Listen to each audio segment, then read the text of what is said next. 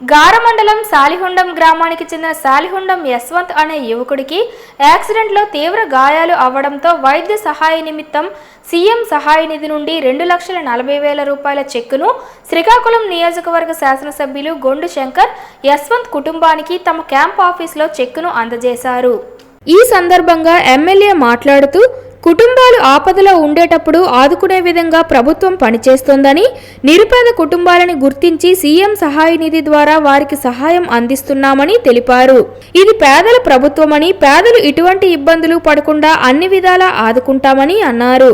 CM సహాయ నిధి క్రింద ఎన్నో కుటుంబాలు ఆర్థిక స్వలంబన కలిగిందని అన్నారు. ప్రజలను ఆదుకోవడంలో ప్రభుత్వం ముందుంటుందని ప్రజలు గుర్తించాలని తెలిపారు. తన కుటుంబాన్ని ఆదుకున్నారని, సీఎం సహాయ నిధి కింద సహాయం అందించడంలో శాసనసభ్యులు శంకర్ ప్రయత్నించారని, ఎమ్మెల్యేకు రుణపడి ఉంటామని యశ్వంత్ కుటుంబ సభ్యులు తెలిపారు. సాలిహుండం గ్రామ పంచాయతీ సాలిహుండం యశ్వంత్ సన్ ఆఫ్ రాజశేఖర్ గారి వాళ్ళ అబ్బాయి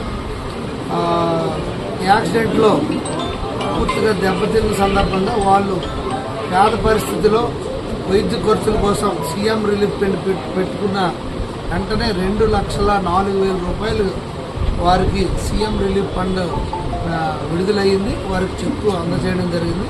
ఈ సందర్భంగా గౌరవ ముఖ్యమంత్రి వారికి నేను హృదయపూర్వకంగా నమస్కారాలు, ధన్యవాదాలు తెలియజేస్తున్నాను.